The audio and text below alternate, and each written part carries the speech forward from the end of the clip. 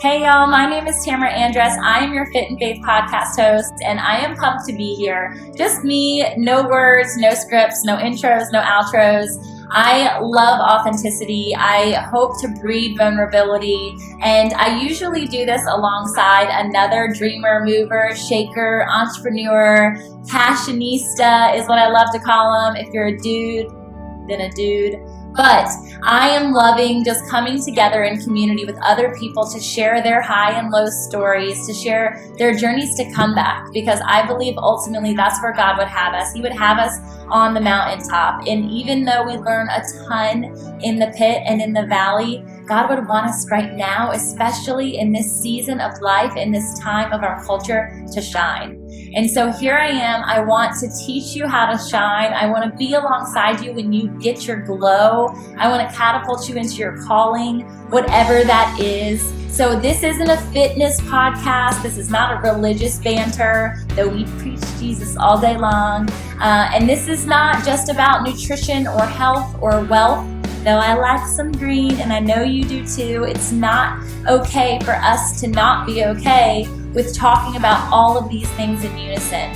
You guys, we don't just need a mental health podcast. We don't just need a fitness podcast. We don't just need a religious, spiritual podcast. It needs to blend.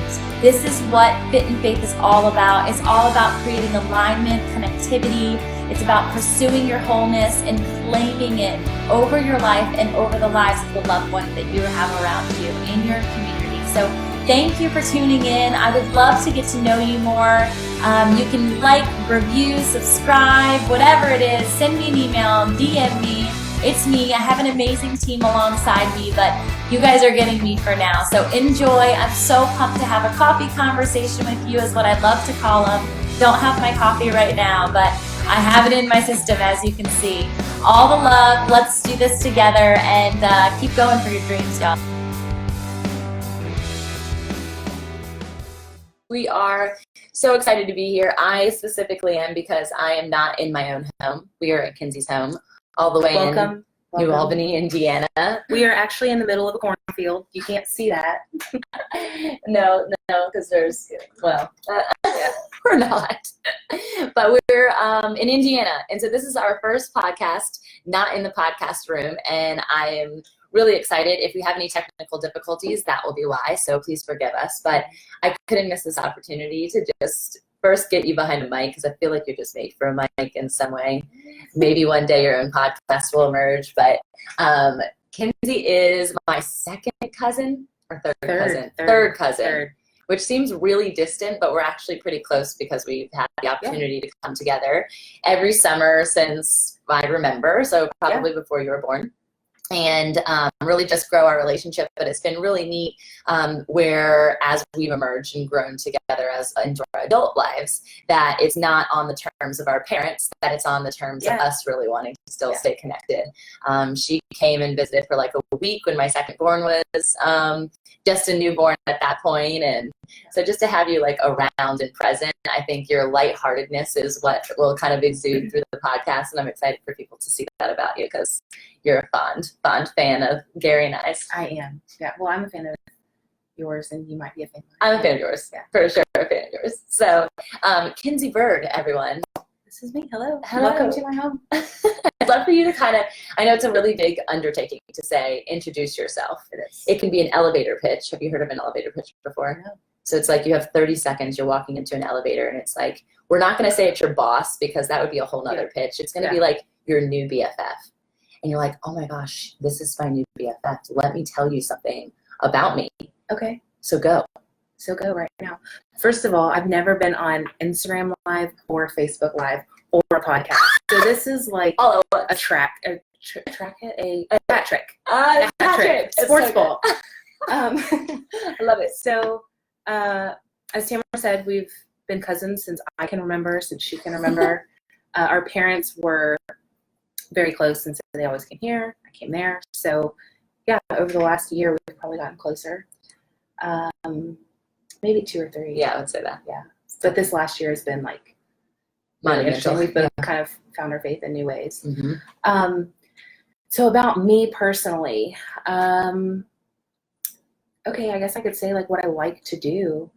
I'm kind of a type A personality, maybe a little bit. I'm a little like high strung in ways, but I'm also really fun loving. Yeah. So for fun, I like to hunt with my dad, spend time with family, pour into my niece, hang out with my sister. We've been really close probably the last year or two. Yeah. We've gotten a lot closer. What else do I do? I like to drive. Yeah. I do. I like that alone time. I love music. If you look through my, you'd be kind of surprised at the things you find. Yeah. One of my top songs from 2000, I don't know, 17 or 18 was How Far I'll Go, Moana. So I like some weird stuff in there. But you're also like a gangster rap. I am. Yeah, I've got some like plenty of Hillsong in there too. Yeah, It's just everything. Mix it all. Are you like the I've got a girlfriend who she always has the shirts or the mugs or anything that's like Tupac and Jesus. Or yeah, like, yeah. Biggie for me. Yeah, It's Biggie. Biggie's all. We've got to choose a loyalty, and for me, it's Biggie. Okay. I'm so East Coast. I love that. So yeah, that's a little bit about me. I'm just kind of doing my own thing in life right now. I volunteer at church. Yeah. Really enjoying this church I found through some friends. Been there probably 3 or 4 years, like just off and on. So that's kind of what I do. love that. So I work a lot. I'm Yeah. a worker. Yeah. So you're, but that doesn't also define you, which is really cool. Like some people, I feel like this is my job and this is who I am, and it's your title. And for instance, last night meeting people, and they're like, I'm just saying names, Paul the pilot. Yeah. You're like, oh, okay, I'm forever gonna have that reference of him. He'll never move outside of Paul the pilot. I learned and that, I love like, that about you. About I don't know, probably 4 or 5 years ago then. To stop defining myself using my career. Yeah. Because that's like all I ever did was like just work, and that's who I became. And I thought that it does matter to people. But Sure. There's so much more to an individual, and you only work for a certain portion of your life. Right. And generally speaking, unless you're really blessed in another capacity, you are doing that job with passion. Obviously, that's the hope. But your real passions, your real persona, like comes out in the after hours of that, right? Yeah. And so, like, I love that you led with, what do I like to do? What are my hobbies? And that's just like significant of you. And so I like love that about you. For us to even just, if you stop the bike and like we stop now, take that with you, because titles was a huge thing that I walked through, and it was really hard to be.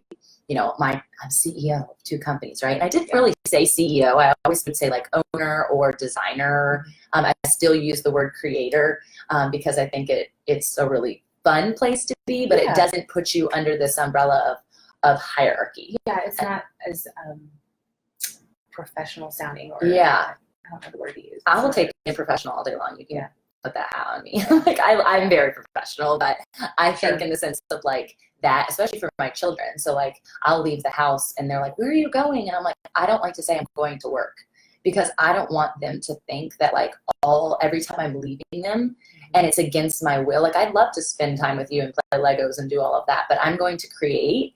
And so they'll know, like in the morning, if I'm on the computer for an hour, I'm like, Mommy's creating, this is my create time. Can you go create something cool too?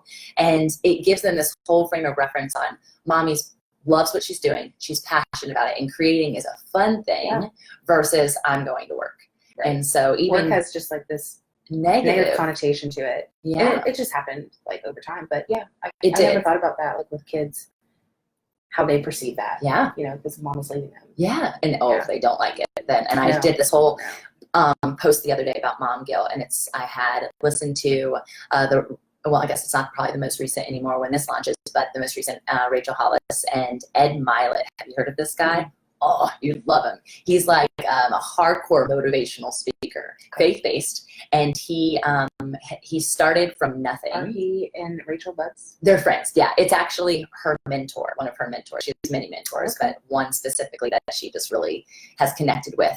And he started from nothing, and he was living in his parents' house, and his parents were like, You need to get up. You need to get up, and you need to not just sit here, like go out. So his dad organized a volunteer position for him. Okay. He didn't know it was volunteer. And so he's like, I got you a job. you need to go show up at this place at this time. And he's like, okay, I guess that's great. I'll get money, because that was his thing. Poor me, poor my, I can't find a job.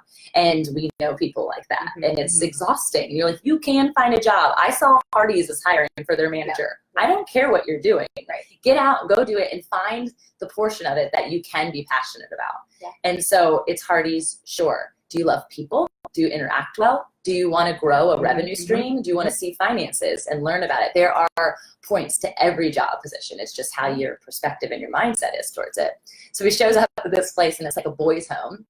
And it's kids who have been either neglected, their parents are incarcerated, potentially molested, any of that. And this is like a safe house for them, kind of, but an opportunity for them to get up on their feet and start. And so he was at the time in his young 20s and had previously played baseball. He was a really big professional, like not professional, but what's the next? Almost professional.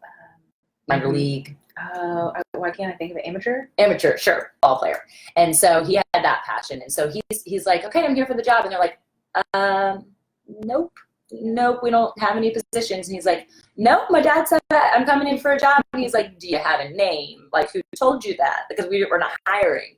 And he's like, well, he, finally name drops. And he's like, oh yeah, come on, I'll show you what you're up to. And the guy's like, okay. And so he's like, these are your kids. So it was 10 boys that I got introduced to, and ended up having this amazing, like, life-altering experience where he went from, I'm not making any money, what in the world did my dad get me into, to I can actually affect change. Sure. And I just love that it's just all about mindset and heart set and heart placement. Obviously, if you're going in and you're broken, which it sounded like he kind of was, you then have this comparison of, oh, I'm not as bad off. And not to say we should live our life in a comparison, but we're Americans. We just celebrated July 4th. We live in a free land of independence and wealth and so many things right at our fingertips. But it ended up going into this whole conversation, and this is where we started, with mom guilt. And he was sharing with Rachel Hollis about how we need to change our perspective on mom guilt, that our children only have us as an example. And you said it earlier today, like about your sister, about how she sets that for her daughter, and like she's the example, and it's all you really know. So it's how you speak and how you share. But they're all that they're going to know about work, right? Is how I perceive work. Sure. If I came home from work every single day, I'm like, oh, this person, and I'm talking about the trials and tribulations, and I need a wine. That's a whole nother conversation. And then I'm having a glass of wine. They're going to be like, oh, why would I ever want to get a job? Why? I'm 16. I don't want a job. You make it sound horrible. So creating for me, and then Gary with his HVAC company, he helps people. Yeah. So that's his terminology. He's like, I'm going to help people today. That's awesome. Yeah. Okay. So if you're going to work, what do you do? What would you say here? Maybe I'm connecting. Ooh, that's a good word. Yeah, that's a really good word. So like as an account manager, I act as a point of contact. I think of myself as like an octopus almost, with all these different arms. Oh, okay. And so the customer comes to me with whatever's going on, and then I reach out to quality, or I reach out to our traffic shipping department. I reach out to engineering, whoever. Cool.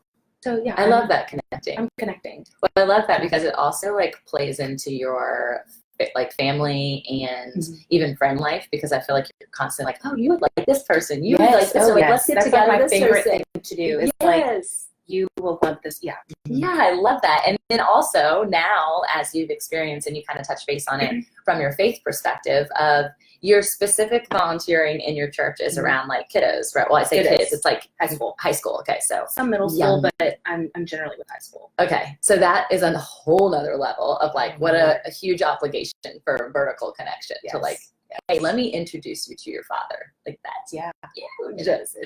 But you do. It's really, I know you enough to know that it's not in a serious manner at all. So share with me how do you approach that from your persona? Because I think so many people think that like religion, they think of religion like so serious, and I don't like to even use the word religion because Christianity, like I believe God has a sense of humor. Oh, I believe he is lighthearted and fun, and he wants that relationship, and I feel like you're such an example of that. So how do I connect the kids with that? Yeah. Well, so we have like we meet as a big group. Yeah. We have like mini series. Mm-hmm. So Corey, our youth pastor, generally leads those. Yeah. And then we have like a group me where we discuss as leaders the questions we might ask the students later. Okay. But as I said earlier, I'm really type A. I like to follow that. Yeah. But I've been encouraged more to just have conversation. Yeah. Like, yeah. So we take as much structure out of it as we can. Yeah. Because they have that all day, right? Yeah. They like wake up in the morning and they may or may not live in a structured household. Then they go to school and there's structure. And then maybe they have a sport and there's structure with that. Yeah. So this is just like a safe place to come and hang out and just debrief and get really positive adult interaction, because they don't always get that. Yeah, so true. And for many of our students, it's negative. Yeah. So that's kind of how like Corey really helped change my mindset with that. It's just, hey, relax, just chat with them. Yeah. Like, I can do that all day. I was taking it too seriously. And he knew that. He read into it and was like, hey, girl, chill. Yeah. So, well, because you feel like it's a big responsibility. Yeah. Right. And you're like, and like just the conversation that we had yesterday, you're like, I am the person that if they're coming to, they're unleashing all of this depth of information and the depth that kids now experience. Oh, my word. Even as early as elementary school and middle school, and you're dealing with high schoolers, so it's heavy. Like, this stuff is heavy. Yeah. I don't remember dealing. Like, I dealt with heavy stuff. I remember walking through some pretty hard things in high school, but like now, as we were specifically talking around like sexual identity and, you know, how they approach relationships and love and comprehending that, and then generally speaking, pretty absent parents. Mm-hmm.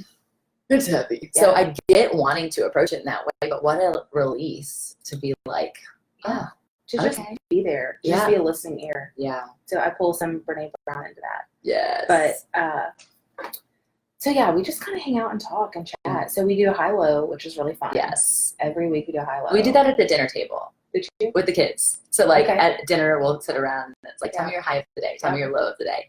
Coopers are pretty comical. Sometimes we don't get past the low. Yeah. But it's hilarious. Well, they've also decided to start doing that in like a high voice and a low voice. So the extra comedy. Comedy. But it's really fun, you know. So sometimes their low is,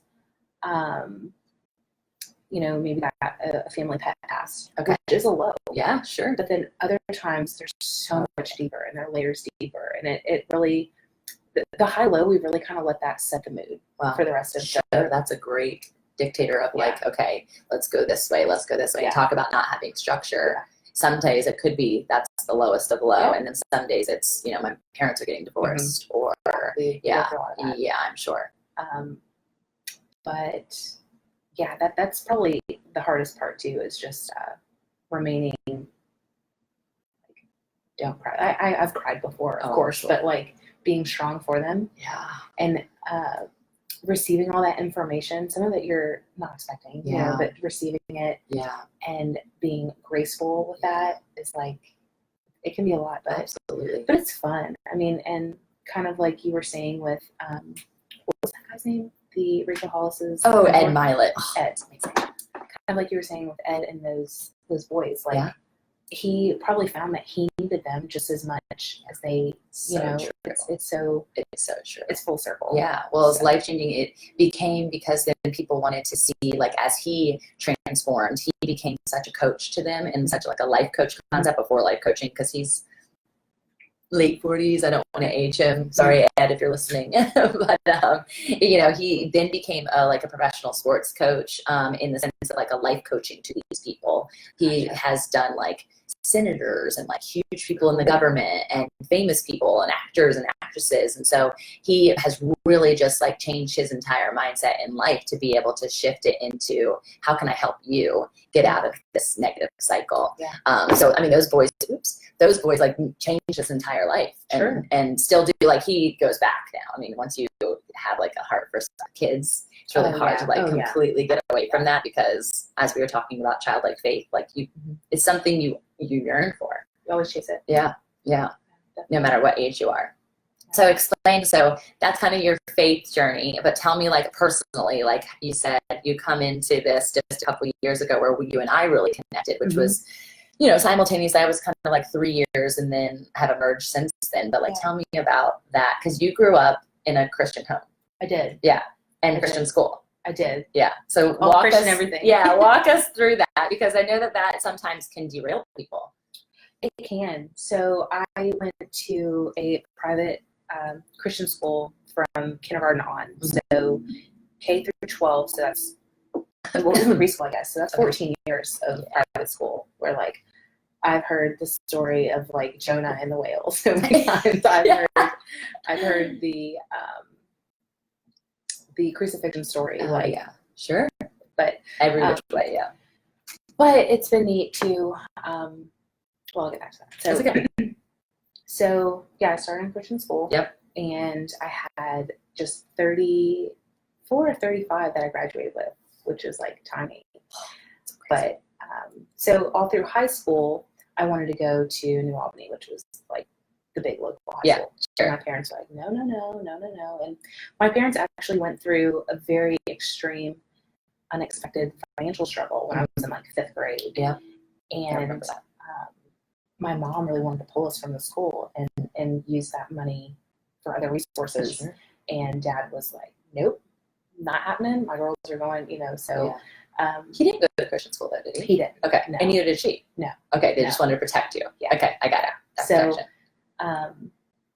look, like, as an adult now and looking back at that, the sacrifices that they made for that, I'm going to cry. It's okay. But it's like, it's super special. Yeah. So, but which is funny because I'm so appreciative now. I don't know if they're listening. It might be too soon to say this, but I'm so glad they sent me to the school I did because of the relationships I built. Yeah.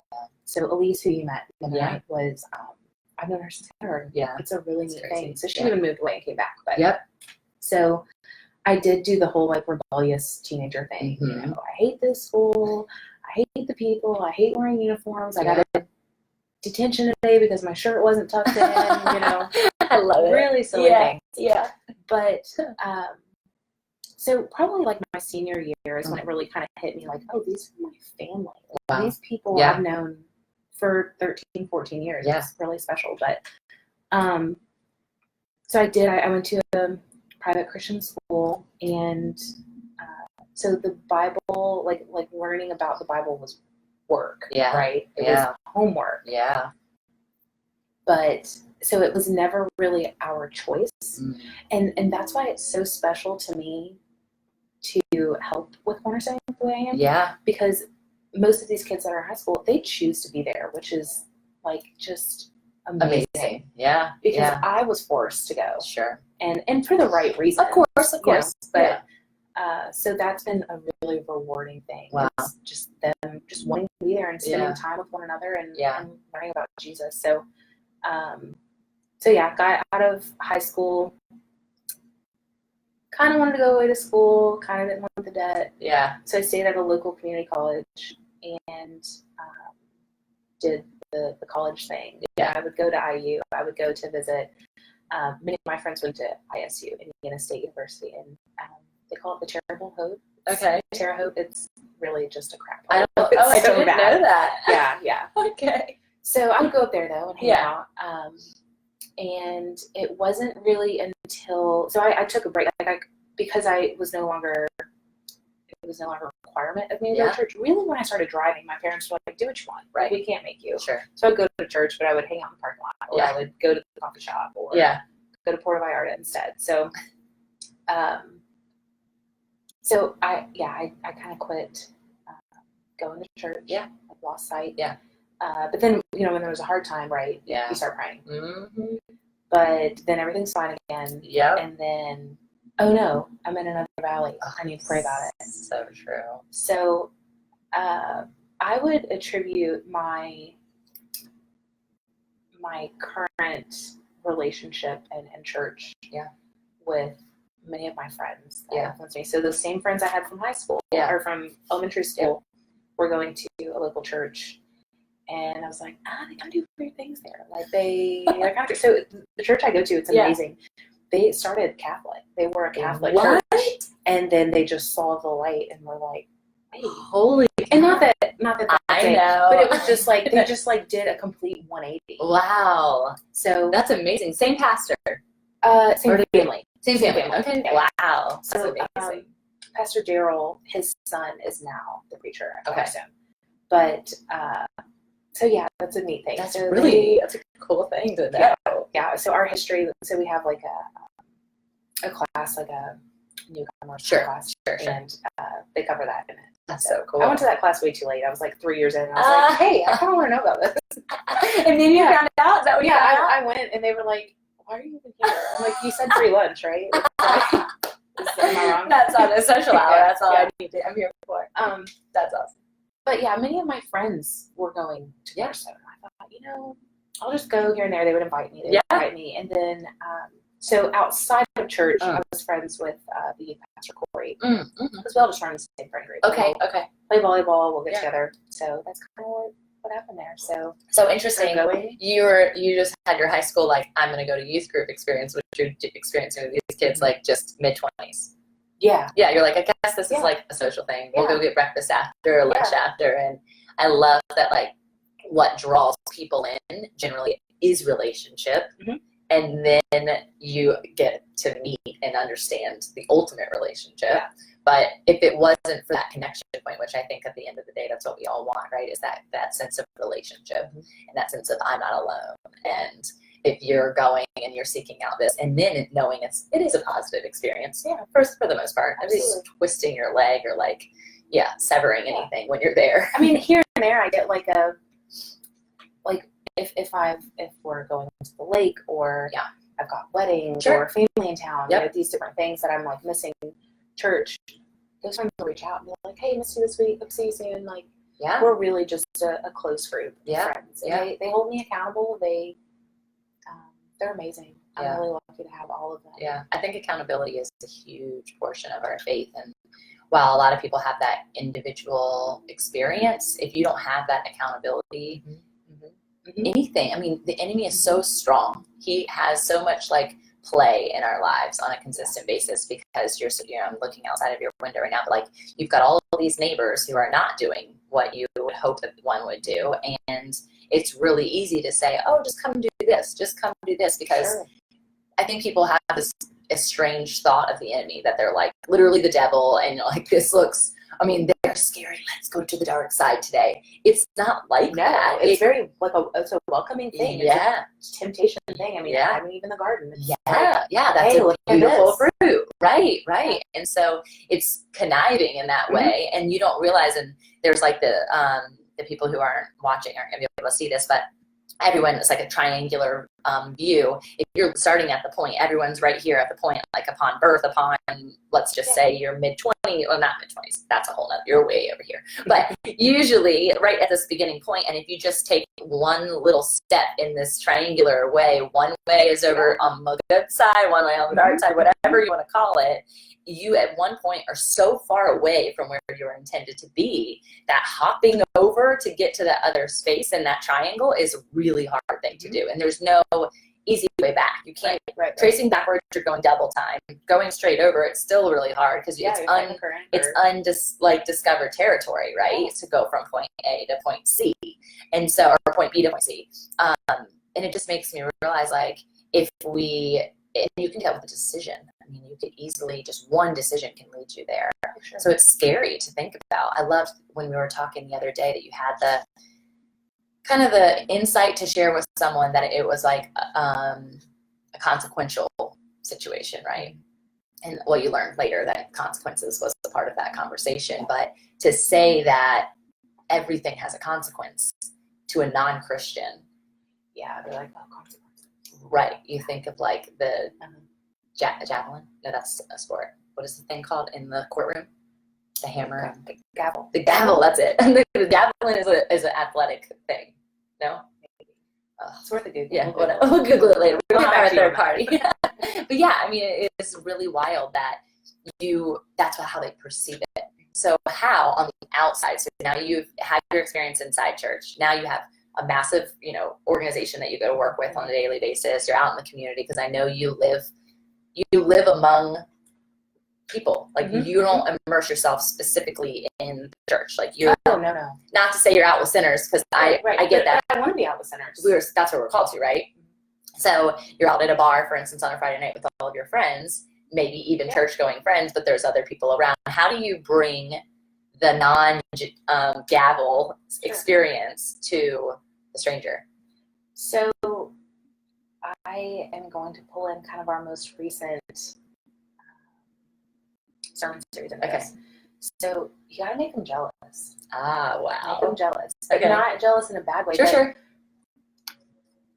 I've learned, like, Christians should be the most joyous people on the planet. So, you know, when you get into religion, you get into the rules and the consequences. But being just joyous and just loving life and loving that you get to connect with people and showing them Jesus through that's my jam. That's like, so good. So that means talking to the person behind me at the grocery store. Being like, hey, I really like your shirt. Like, just, I am always talking to people. And that's, so we're in the Midwest, so that's an okay thing. It's still normal. We throw in like an "oh," and then we're all on the same page. What is that? I don't know what that is. Have you never like bumped into someone and said, "Oh, sorry"? So we do. We're opers. So that makes me happy. I need like an ope shirt. Oh, you too. Totally. I think we can brand that. Yeah, I love it. But so like in the Midwest, it's not as weird of a thing. Sure. But like big cities, if I was in like New York City and was chatting with someone, they'd be like, Yeah. But I try to just talk to people and just connect with them. I love that. Like, they might be having a really bad day, but just like showing them love through, you know, I don't know, like getting our nails done yesterday. I was chatting with all the girls next to me. Yeah. I knew some of them like through connections, Sure. but there was this girl next to me that, did you hear that whole story? So she was getting the opal. Oh, yes. Yes. So I'm like, I love your nail color. Like that. Do you have an event this weekend? Right. I actually, you know, my grandma's visitation is tomorrow. My heart sinks. I know how Sure. it feels. Oh, yeah. Of course. I got you just walked my through nails done before Grandpa. before grandpa's. Just so, you know, you're shaking all his hands. Yeah, You gotta sure. I never thought about that. Yeah. Interesting. But, so yeah, she was talking to me about how she got these opal nails because her birthstone is opal. Her grandma's birthstone is opal. She was a C-section, and her mom chose to have her birthday on her grandmother's birthday. And I'm just like, just trying to love her through that, you know, like that's really special. And I'm sure your grandma would be so honored, you know, those sorts of things. But I could have sat there and just like thought about it high school. yourself. Kenzie would have done that. Like, Sure. just like, you know, you don't like connect with strangers as much, and that's a generational thing too. I think. Like, we're always on our phones, and so Well, I know the story specifically because I was on the other side of the salon and I saw her nails and I'm like, those are really pretty. I thought to myself at the exact same time, that's my birthstone. And so when you guys had that thing, you're like, October 17th, oh, that's your birthday. So our birthday was the exact same day as that girl, and opal is our birthstone. So, I mean, it's just so cool. And those are like God moments, right? Like, if you don't take advantage of that, we would have never had that conversation. That girl would have sat there probably somber the entire time. And then she was laughing and smiling and like had this whole experience. She went over and talked to Kara.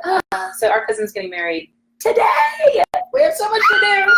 I know. It's so good. But so she went over and talked to Kara for a bit and like congratulated her and only in New Albany. I don't know. Well, I like to hope and think that like Virginia Beach is evolving into that, especially because we talk about this like concept of revival in our city. And I don't know, do you guys have any conversation around this revival? Not really. Okay. No. Okay. No. So like we have so many different organizations and concepts. So do you feel like there's like new church startups or new like anything like that here? Just out of curiosity, honestly. Not really. Not really. There's not as many startup churches. Yeah. I don't know. So interesting. They're pretty existing. Yeah. I mean, there's like, maybe in the city, maybe in Louisville. Oh, sure. Yeah. But I don't venture over there much. So we actually expanded to, so we've got our church in the Knobs. Okay. And realistically speaking, it's a pretty inconvenient location. Yeah. It's hard to get people to come. We're not in the mix of things. We're like Barnfield. So, I mean, there's literally buffalo by the church. Oh I'm not kidding. There's a buffalo farm. That's awesome. But it's amazing. I mean, it's super. Beautiful. It's wonderful. But so we actually just bought a church in downtown Louisville, kind of in Portland. So it's it's it'll be a second location. Yes. Okay. So that's on Saturday nights. Oh, cool. And then they have the exact same worship session and message on Sundays at Cornerstone still. Cool. So we're going to the people. Yeah, you know, you have to do that. You have to do that. So for a while we would bus people up to us. Okay. And then even on Wednesday night. How many people go? To that one, I'm not sure. Like 2 yours. hours. Yeah. On a Sunday morning, maybe like 1. Okay, that's a great number. I love that. Yeah, but it like in the winter, it's more. Sure. In the summer. Oh yeah, we're lake traveling people here. Yeah. We're always at the lake. Yeah. So. Lake people. I love it. They have a whole brand around lake people versus beach people. What is the Good Life brand? I think You know what I'm so. talking about? Yeah. So interesting. I love like making connections, and when people are talking, I'm always like, okay, where's this conversation going to go? And also trying not to like anticipate it at the same time and just be like, it's surprised when it happens. What we were talking about, the element of surprise recently, and how there aren't many things, people say like, I'm not going to find out the gender of my baby because there's not many good surprises in life, but we actually have the opportunity like daily to live in a state of surprise. Yeah. If we allow ourselves, if we put ourselves like into that mindset of like, I don't need to be the type A, I don't need to control every single thing in my life and not know what's going to happen tomorrow or what's going to happen next week or any of those things. But I feel like the element of surprise is like a state that I love to live in. Yeah, I'm like, surprises. I love surprises. Don't Gary ruin it. doesn't really like surprises. Not that he doesn't like them. He will figure it out. If that makes sense. Yeah, He's just a thinker. So he's like, oh, okay. I'm a little bit of both of those. Okay. See, I'm like, I'm going to turn that part of my brain off until it happens. Because I'm so excited. Like, if it's something I can figure out, I like to do it. But, like, Kara yesterday was like, do you want to see your jewelry? And I was like, no. Surprises. And same with you with the dress. And Sarah was like, do you want to see your dress? And you're like, yeah. No, I like don't. Surprises. Yeah, I did. I really was like, oh, no. Yeah, plus it wasn't, her thing to do. But so she's my goddaughter. She turned 7 this week. And she told her mom and her dad, the only thing that I want for my birthday is to not know when my birthday is. So she's 7. So she understands the concept of a calendar. Yeah. But she, my kids always say, is today or yesterday's today? I'm like, what, you're confusing me. Hold on. Give me a minute. Or they're like, is tomorrow the day after today? And I'm like, yep, it is. Yeah, it is. They're like, do I have to wake up tomorrow for today? And I'm like, oh God, you're asking me too many questions. So she's telling me, my God, inception things. So hard. So she's telling me, like, I told my mommy that for my birthday, I don't want to know when my birthday is. I want to be really surprised when I wake up and it's my birthday. I'm like, that's really cool. That's pretty fun. I like that idea. And that's amazing. Like, I don't know it, but we know the day of the week because we have to work, and she's in summer schedule. So she's like, create and connect. Yeah, thank you. We have to create and connect. So we know what days of the week it is. We know what our coffee date is going to be in our coffee conversation. So they never told her. They didn't look at calendars. And so I got to see like this amazing element of surprise. They did like the whole trampoline build with the balloons on it and the bike. Cool. And so her mom said it was the best thing because she got to wake up the next day in such an element of surprise. And it's not just like a surprise party. It's your surprise birthday. Like, today is the day. Yeah. Like, this is so fun. So I would love, like, I just want to encourage people they can do that, and you can do that on a daily basis. And that God, like, is a God of surprises. Every element about him is a surprise. He's surprised me so many times. Yeah. Can you think of any specific ones? Especially, like, recently? Well. It's not super recent. I mean, Sophia, like, she was the ultimate surprise. Are you allowed to share that? From an auntie perspective? I can. Yeah? That'd be rad. So we've all seen the show, like, I Didn't Know I Was Pregnant. Yeah. Right? Yeah. So, Yes. So Carly, in winter of 2006, 2013. Yeah. Sophia was born in 14. Okay. Yeah, 13. That's right. So in the winter of 13, my sister was kind of like, a little different. Yeah. But we're like, okay, she's in high school. Sure. So she's going to her teen. Yeah, and she's dating a guy that it was just different. Yeah. So my dad one day kind of just came out and asked my sister, like, gave her a card. Yeah. Is there anything you need to talk to us about? Like, what's going on? Because she was acting a little crazy. Yeah. Yeah. And so come to find out, she is pregnant. My dad is the most amazing man on the planet, and it took her to get these tests. He's a firefighter, so he had like the day off. She was on Christmas break from school, so they were home together. I was at work, and at that time it was work. Yeah. And my mom was the same. Yeah.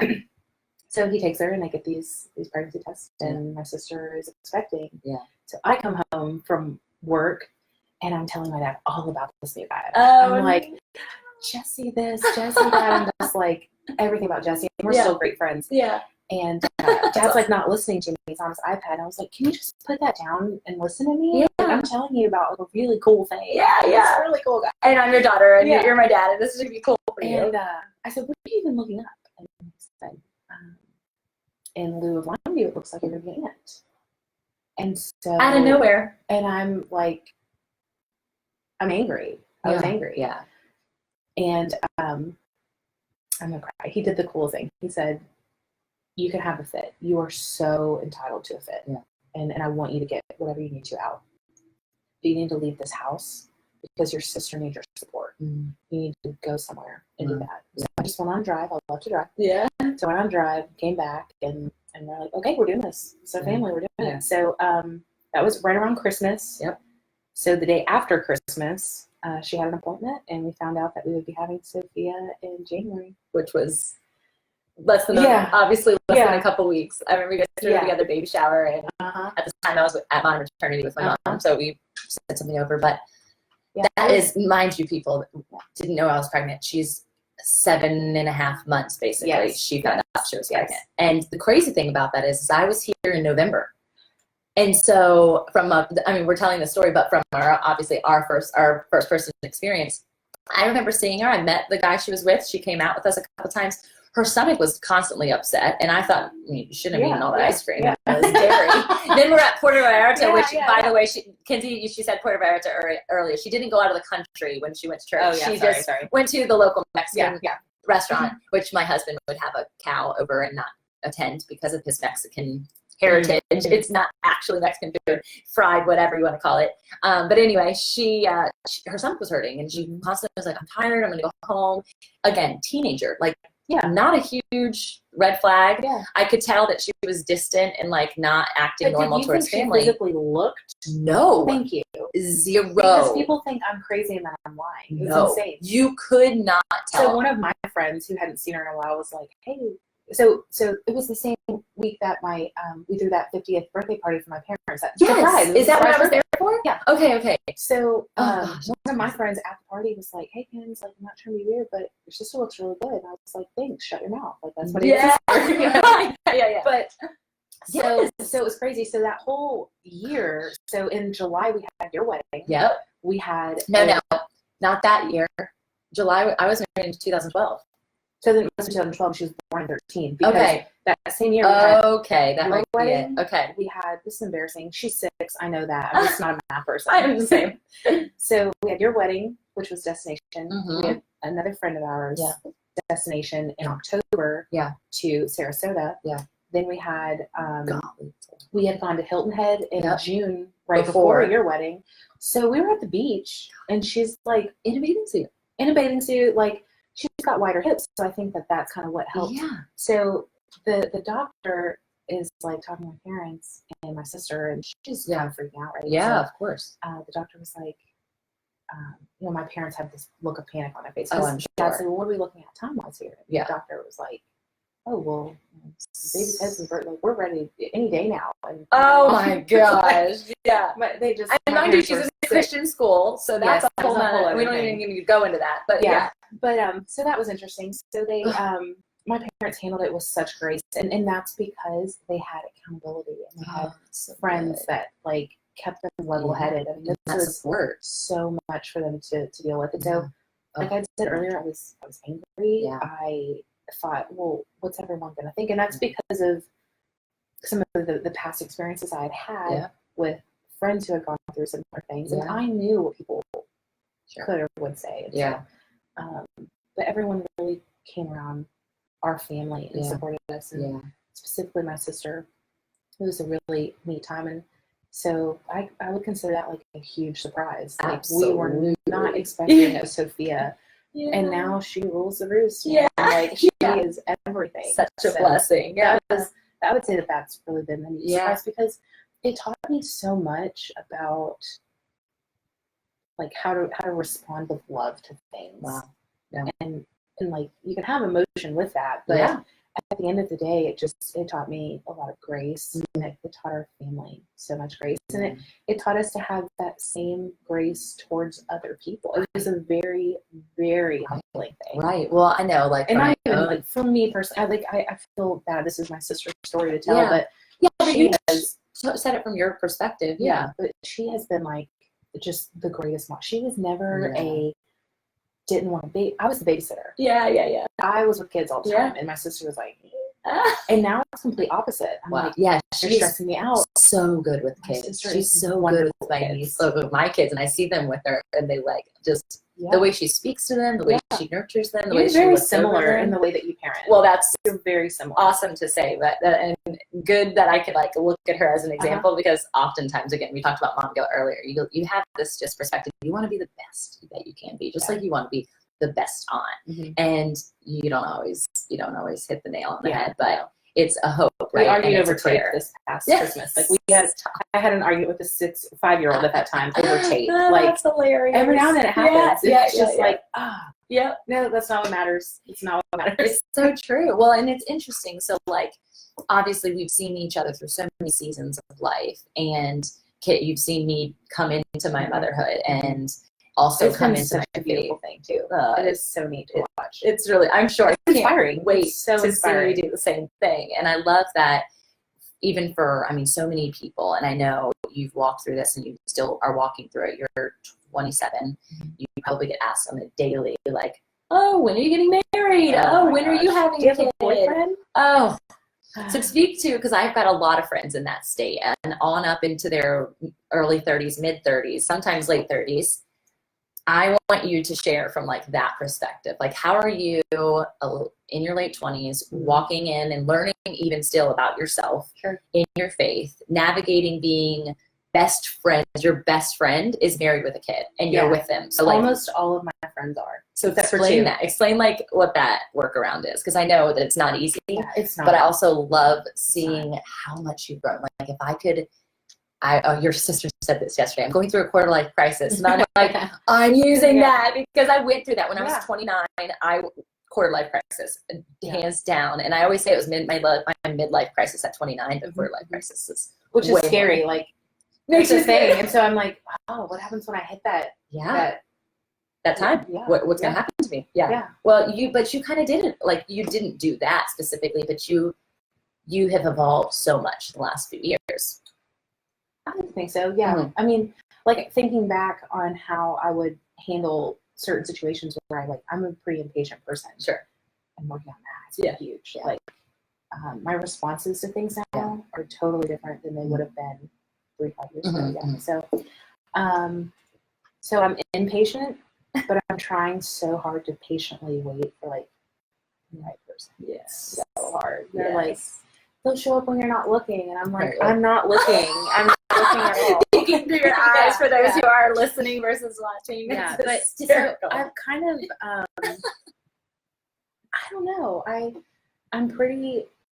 independent. Yeah. So my parents have taught my sister and I from an early age. So for my sister, it's been different with having a child. They have to help her in ways that they weren't really expecting to. But she's as self-sufficient as possible. Yeah. I mean, she does a great job. And she has help from Michael too. Sure. So I've been independent. That's I'm huge on that. Yeah. Being able to take care of myself. Yeah. But then also, I'm trying to not be I think if I really wanted to have a boyfriend, I could have one. Sure. Yeah. But it just wouldn't be the right one. Sure. So I'm trying to be patient in that. Yeah. That's been interesting. But honestly, pouring into church and finding fulfillment just in Jesus has helped so much. Yeah. So good. And it's also put the right examples in my life of relationships I want.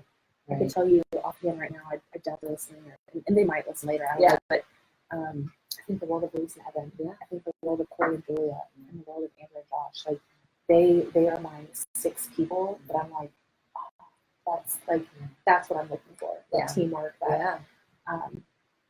And those boys are so immature when they're together. It is hilarious. Yeah.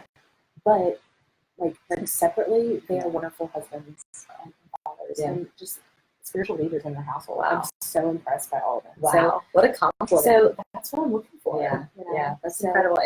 And God does, like, through seasons, will teach you the things that you're worst at in order to then meet you where you need to be. And that's exactly what's going on here. It is. Like, I think I get it though. I think I'm ready. Yeah, I don't think I didn't learn patience until my Cooper. And so, like, I was very much type A, plan, I met the right guy. Okay, we're going to get married this time, though he did wait much longer than I was wanting to wait. I was at like 2.5 years in. He surprised me. I love surprises. With a trip to Puerto Rico. Do you remember this? Yeah. And so I didn't know about it until like 2 days before, and he's like, pack. And it was October, so like I'm thinking fall, right? And he's like, pack bathing suit. We went and picked out snorkel gear, and I'm like, oh my gosh, where are we going? And I was so excited. And then I found out the morning of that one of his best friends and his girlfriend, long-term girlfriend, were coming with us. And he's a professional photographer. So you're like, this is it. This is happening. This is it. This is happening. This is so good. And we like island hopped and call like your parents. did Get ready, guys. Oh, it was just, I knew it. I just knew it. So every excursion that we went on, I'm like, oh my gosh, we're going snorkeling. He is going to dive underwater because he's an underwater photographer. The guy was. So I'm like, oh my gosh, it's going to be like happen underwater. This is exactly like we're always on the beach. This is happening. And every day I'm like, oh my gosh. So I'm like living in this impatient experience of a 10-day beautiful vacation. And I could not get outside of myself. I was enjoying everything. Of course, It was immaculate, amazing, once in a lifetime. I'll never likely do something like that again. Yeah, you said you have kids now. Yeah. Oh, yeah. A little different. But I mean, I remember being so pissed when we got home. I'm like, how could he miss this opportunity? This was the most epic experience. And he didn't propose for another 1.5 years later. I've cried in mashed potatoes at Christmas time. I've cried. I mean, I had cried over this. And it's because I wanted my own way. I had this own idea. Yeah. And I'm so grateful for Gary because he teaches me patience as well. But he wasn't ready. And it wasn't that he wasn't ready. He wanted to be certain. And there's a difference. Like, you can be ready for a lot of things, but your certainty is wavering. Yeah. And thankfully, he did wait that long, but it wasn't until Cooper was born who he challenges my patience every day in such a different way. And if you're a mom listening, you understand it. And I'm just grateful that it's a continual, like, evolving thing. But now, and then we're talking about the wedding later today, and I get to officiate, which is so exciting. It's such a humbling thing because I know that my marriage. You can do that for me. Oh, you're in the wedding. Okay, I'll figure that out. Hold your phone, just like, here you go. No, I hadn't even thought about that, but I guess I could, depending on what it looks like. But it's such a humbling experience to be there, but to know, like, this is an opportunity to give them, like, my nuggets, like the nuggets that have made my marriage what it is. But you're going to be there one day, no doubt in my mind. And it's going to be so amazing because you are rooted in your identity. Yes. And I was so not rooted when Gary and I got together. And I feel like Gary's always been rooted, but now his roots, and speaking of, like, being a spiritual leader in our household, like, so amazing to, like, humble yourself enough to say, I don't need to be ahead. I don't need to be first in line. I don't need, like, and it's a very weird thing, but I have a friend, Mike and Danielle, and I can say their names because it will be a similar compliment to yours, but they have been rooted since the day they were married. I mean, she saved herself till after marriage, and, like, they now have 4 beautiful children, and she's homeschooled all of them. I don't know how she's a star. Saint. She's incredible. And her husband just has, like, come alongside her and all of that, but he's such a spiritual leader, and it's so prevalent when you see them together, so much so that Gary, every time we leave them, he's always like, I love how she respects him. And I always took it as a dig because you take offense if Right. you're not listening with an open heart. And I would always be like, I respect you. Yeah. He's like, I wasn't talking about you. I was talking about them. And I just love how she constantly honors him. And even from a parenting perspective, you're going to have such a different patience. You're going to have such a different ability to say, like, this is daddy's perspective. This is mommy's perspective, and come together on that. So just allowing him and allowing him being God to just continually pour out. And for you to just know, just like you said, the fulfillment in Jesus, like this season that you're walking through is going to be. Trust the process is what we say all the time. I'm trying so hard. And it's a daily thing. It's a daily battle. Oh, absolutely. Going to weddings. Like I'm oh gosh, yeah. 27 dresses. But I'm like, no, I'm going to here we go then. Like, yeah. But I do, read is a great word.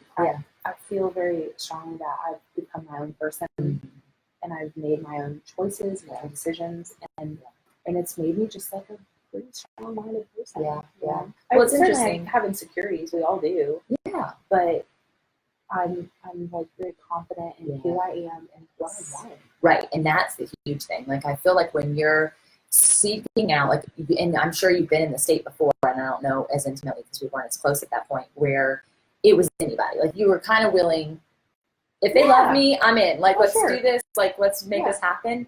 And I've heard, I will say family members recently who have come to us in different scenarios and been like, if I was just married, we had this conversation, I just want to be, married with kids. Okay. Or I just need the right job. Or I just need a new house. Or I just need a new car. And you're seeking and you're seeking and you're seeking and you're looking for the things that will bring you joy. And this will circle back to the very beginning. Like, we need to be joyous within ourselves. Only understanding that, like, as an individual entity, I am strong. I am confident. I am loved. I am well. I am beautiful. I am all of these things without you. And yet together, another rooted person will make that relationship so strong. So your examples of marriage that you see with your friends, like you see both of them so strong. But if you're bringing, and everyone is imperfect, and you're not ever going to get to the place where you're like, have made it, or you're in heaven after being Jesus at that point. But is that if you're bringing your brokenness in, and you're bringing your brokenness in, and they're different brokenness with two different perspectives now, and now trying to fix them at the same time. I've done this, so I can really speak to it. It is a shitstorm. Yeah. It is so much harder. And I waited till after my kids to decide this is a good time to come and self-reflect and be rooted in my identity. Because I didn't know. I was literally living blinded in a fallacy of this is perfection. This is the perfect life. I had the white picket fence. I had the nice cars, the jobs, the hot husband. I had the one girl, one boy, like the perfect case scenario. And yet I was spiraling internally. So I am excited for you to be able to walk into whatever blinded situation, whatever surprise God has in store for you at any point, whether it's today at a wedding and you meet a stranger, or if it's years on the road. But to know that, like, each day, just like you said. Bar later. Now, 3 floors to this wedding, and I'm going to be on the first floor a lot, I think. Now that we're speaking about it, let's maybe like speak it into existence. Speak it into existence. Prophetically speaking here. I love that you said that the other day. I was like, wait, what was the prophetic word? You're like, I was just saying you're coming to Indiana earlier than what you thought. And I'm like, what? Tell me. No, excited. I was like, oh. I'm going to let her down. No, it's so good. But then again, there's your comedy coming into play, which I think from a perspective of teaching, from a perspective of mothering, from a perspective of like being a spouse, like that's such a strength of yours that is like so good, because it does take your control like down a notch, where you're able to say, you know, at the end of the day, I'd just rather laugh than be in control. Definitely. I was talking to Gary the other day about, and maybe you were there, I'm not sure, but I mentioned like finding somebody that like, so I saw a meme that was like, I'm trying to find the type of person that will laugh with me about the fact that we both forgot to pick up the kids that day. I'm like, that's kind of what I'm looking for. Like, you know, because you're not gonna be perfect all the time. No. One of the best pieces of advice that I ever got from a coach was that your 100% is different every day. Just because you're just like in different places, you can still get that 100%, but it's gonna differ day to day. Almost Yeah. like with like lifting. Yeah. You know, you're not going to PR every time that you're lifting. You're going to have a really good day where you're squatting 350, and then the next day you might only do 275. Yeah. Maybe not the next day. Yeah. Switch that up. But I mean, that's a good so, analogy, though, to look at it from that perspective. Yeah. And it's interesting because today, when I'm like prepping the ceremony, I was thinking about the fact of like, talking about the fact that like you have to give 100%. Like you have to give 100% and you have to give 100%. It's not you come together and we'll give it 100% because that would be 50-50, and that's only half of yourself into a marriage. And so it's the same thing. Like you have to give all of it each day, and it will be different. And a man's 100% is really different than a woman's 100%. And different strengths. Yeah. And we were made to be different and to complement one another. Yes. So and to your strengths are my weaknesses, and my weaknesses are your strengths, and like that's the whole point of marriage. And so I'm excited for the one day that I meet your husband to be able to like pick apart those pieces because I'm really good at it. It's so fun. It's so fun to like see that and just kind of sit and reflect. But enjoy the season that you're in. I am. So I do love that I live alone. I've got my own house. I just do my own thing. Yeah. Nobody's like, what time are you coming home? I'm worried about you. Yeah. Oh, for Christmas, my parents are doing this. What time is yours? No, mine's the same time. Not yet. I'm not ready. Yeah. I'm not ready. Yeah. So that could be part of what God's working on. It's just so to to chill and be okay with like breaking up tradition. Yeah. That's so important. Yeah. That was such a good conversation we were having last night. And I love that last night reminded me so much of when we were little, and like we would have to go to bed or it'd be time to watch a movie, and our parents would stay up for hours and just talk. I'm like, what are they talking about? Everything. And so we put our kids to sleep last night, and Kenzie's like, can we just like chat? I'm like, yeah, let's do it. 2 hours later, we're all yawning and like, we need to go to sleep. I think Gary was falling asleep. Okay, so there's this thing about Gary that like our really close friends know. If you're over our house anytime pretty much after sunset, so in the summertime that's about 5 p.m. I mean in the wintertime it's about 5 p.m. Summertime is like 9, so unfortunate for Gary because he's still tired at 5. He starts putting his fingers through his hair and it starts like raising, kind of like a like a New Kids on a Block look from back in the day. I don't even know if that reference applies to your age. But okay. And he'll start closing the blinds. Like just by like nature, like he's like, I'm not going to tell you to get out, but get out. So one of my friends, Josh, will stand up. When he starts standing, we're like, we got to go. Josh is ready for bed. Like, it's funny. And I don't think originally he knew that he did it. Josh didn't either. So funny. We didn't realize he did it, but we were like, all of us were like, oh, Josh is standing up now. He's ready for sleep. Like it's like just a visual cue for everybody. Like, well, I'm going to make this move. What are they going to do? So now we know. I think so. He was definitely falling asleep last night, which I love. But I just love that like conversation is such like a rooted part of who we are, and also really important because we did live many years without really like diving deep with one another because you're in your 20s. I'm like in the midst of marriage and kids. And so to like have you come alongside like as a little sister, because I didn't have a little sister, it's been a really special thing. And I'm so grateful for it. Yeah. And I love it. Even takes apart like that we can still, make time to have a phone call. And like last year, I've called you with broken hearts. I've called you with like singing joyous hearts. I've called you about work things, like, professionally, spiritually. It's really been fun. It really has been. It's really cool. I know, and it's like we've been there all along. Which is kind of a bummer. I know, but you know what? Again, God like prepares everyone's hearts for perfect seasons, and it changes. So Uncle Rick was, Sarah was talking to about season. Like it's not golf season. And he's like, well, yeah, it's golf season right now. Like that's all the man, right? You can only think about the one box at a time. It's golf season. And she's like, no, actually, like this is the only season of like your daughter getting married, and like you can't golf today because we have this and this and this to do. And he's like, what do you keep talking about seasons for? Like it's golf season or it's football season. So he didn't conceptualize the seasons that like Christians talk about. Yes. And so she's like, Tamara, can you please explain seasons to Rick because he does not understand it. And so she had finally like figured it out, and he's like, yeah, I get it, wedding season. I'm like, no, it's not wedding season. No, that's not it. It's Kara and it's your season to be a dad to a soon-to-be bride and watch her step into this next season of her life without you as her only like spiritual, like or not spiritual, but like earthly father. She has a new man that like takes precedence. And it's just so funny because Rick is, you know, barbecue and golf or barbecue and beer and a football game. So it was a really funny conversation. But I think that like this concept of season, some people just don't grasp hold of it.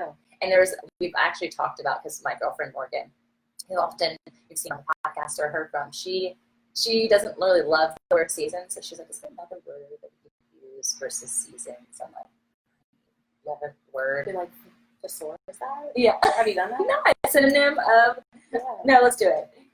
Instead of seasons, but it's going to like be weather oriented. Yeah, that's true. So instead of another season of life, this is what we're going to title the episode. So we really need to figure out what it's going to be called.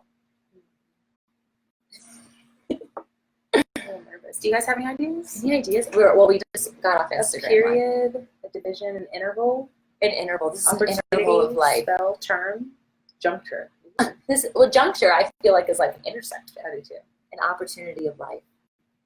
The spring of life. The time of your life. No, no. Season? Yeah, season. We're going to stick with season. Morgan, it's season. The season of life. So this season of life has been really fruitful for us as cousins, as friends, as spiritual sisters. And I'm so expectant for what later today with the bride and groom is going to hold. But I am looking forward to the next season of life as we just continue to grow into this relationship. And I'm grateful for you. I'm grateful that God has given us each other, even states apart here in Indiana. Well, and like that's the beauty of technology too, right? Like it can be such. There's a lot of negative to it, and generationally, the generation above me focuses on that negative. Yes. But I choose to look positive. Yeah, absolutely. Yeah, here we are podcasting. I'm hat tricking today. I love it so good. So it's really awesome, exciting. I love you so much. I'm so glad that you Instagram lived, Facebook lived, and podcast today for the first time. It's insane. And it's so good. I'm putting it on my resume. She's going to title it. I'm a podcaster now. Yeah. I love it. And what's that? We're going to it's the Ope podcast. Can we please call it that? Yeah. Okay. I'm branding you. I love you so much. You too. I'm Tamara Andress. I'm your Fit and Faith host, and I am so excited to just be here to share with you other movers, dreamers, shakers, entrepreneurs, pastors, whatever. If you've got a head and you've got a heart, I'm so excited to explore who that is, whose you are, and discover your wholeness, your health, your wealth, and your joy. I love to exude happiness. I want people to know that this is not, this came with trial. You guys, this came with a lot of effort. This came with a lot of lows and so many highs. And I want us to experience those together. This is a real community of dreamers, and I'm excited to help catapult your calling, your kingdom experience, the purpose of your imprint on the world, wherever, however that is. So come along for the ride. I'm excited to chat with you. Like, comment, review, send me a DM, send me an email. It's me responding, even though I have an incredible team. And so I'm just excited to get to know you. Let's connect, let's create community, and let's walk in our calling.